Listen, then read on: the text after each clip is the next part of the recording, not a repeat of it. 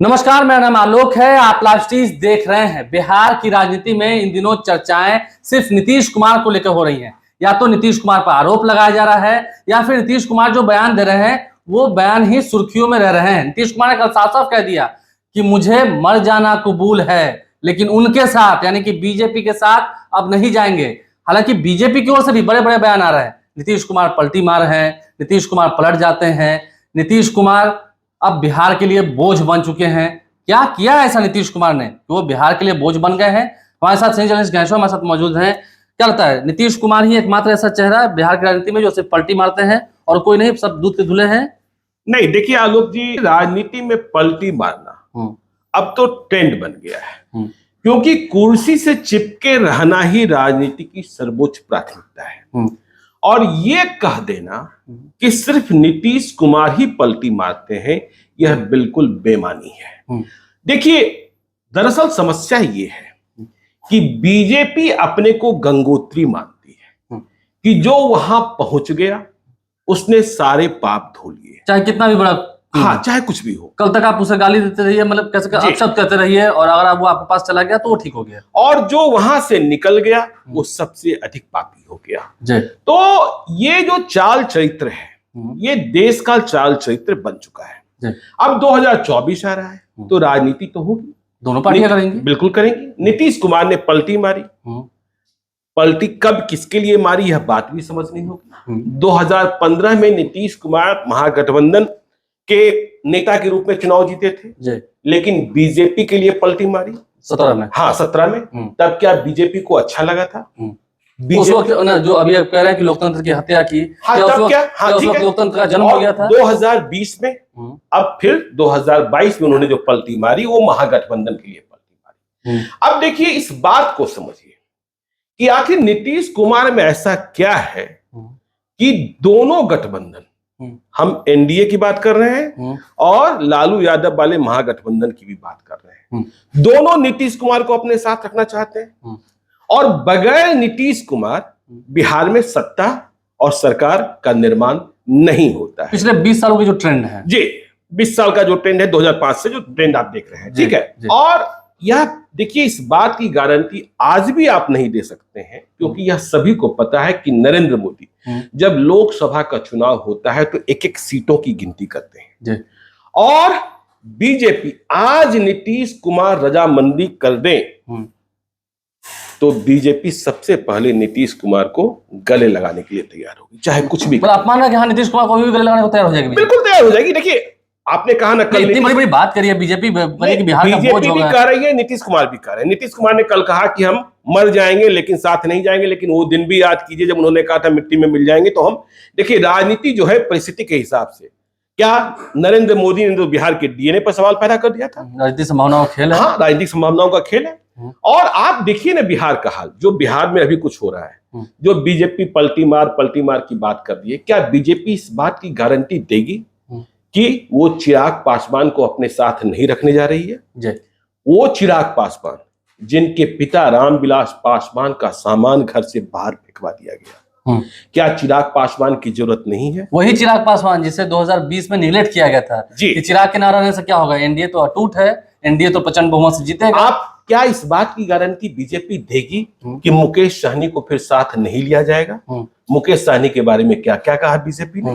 क्या इस बात की गारंटी दी जाएगी कि उपेंद्र कुशवाहा जो बागी बने हुए हैं, नीतीश कुमार से हिस्सा मांग रहे हैं, उन्हें बीजेपी गले नहीं लगाएगी? नहीं, आजकल तो बीजेपी का प्रेम झलक रहा है ना, बीजेपी का प्रेम झलक रहा है। तो देखिए, राजनीति जो है अवसर की चीजें हैं।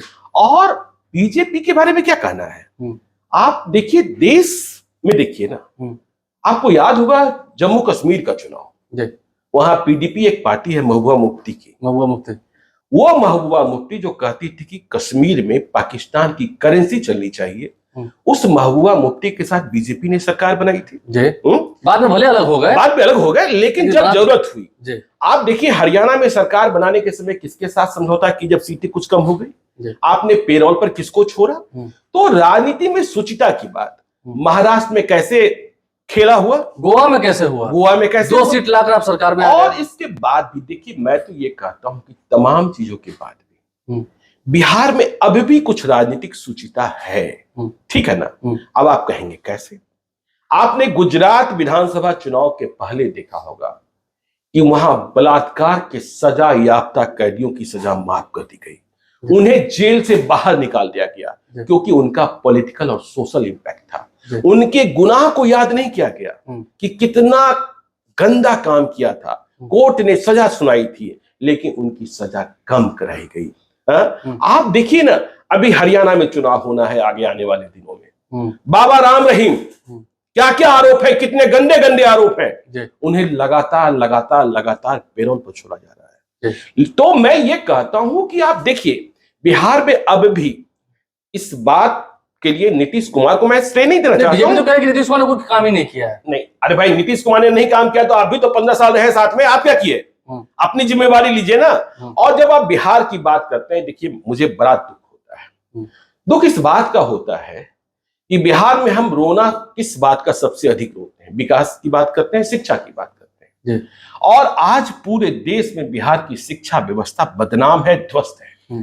जो कॉलेजों का शैक्षणिक सत्र है, विश्वविद्यालयों का शैक्षणिक सत्र है, वह भगवान ही जानता है कि कब कौन किस साल एडमिशन लेगा, किस साल परीक्षा देगा और किस साल रिजल्ट आएगा। लेकिन एक जवाब हमें चाहिए ना। देखिए, बिहार के जो नेता हैं वो जवाब जानना नहीं, मतलब मांगना नहीं जानते हैं। विश्वविद्यालयों का मालिक कौन है? कुलाधिपति, राज्यपाल। राज्यपाल पिछले कितने सालों से बीजेपी के ही राज्यपाल है। नहीं, एक बार जब मगध यूनिवर्सिटी को लेकर हाल ही में सवाल उठा था तो जवाब नहीं दे पाए थे ना। तो भाई आप ये बताइए ना, जो बीजेपी सवाल करती है, आप शिक्षा व्यवस्था ही सुधार देते, वहां तो आपका आधिपत्य है। और यदि सरकार आपको सहयोग नहीं करती, सरकार आपको शिक्षक नहीं देती, सरकार आपको पैसा नहीं देती, कुलाधिपति सवाल करते। तो जो आपके जिम्मे है, जो महामहिम के जिम्मे है, राज्यपाल के जिम्मे है, बिहार के विश्वविद्यालयों का जो प्रभार है, और आप जो कुलाधिपति कहलाते हैं, मुझे ताज्जुब होता है, मुझे आश्चर्य होता है, मुझे रोना आता है जब बच्चे मुझे यह फोन करते हैं, रिजल्ट कब आएगा, सेशन लेट चल रहा है, परीक्षाएं कब होंगी।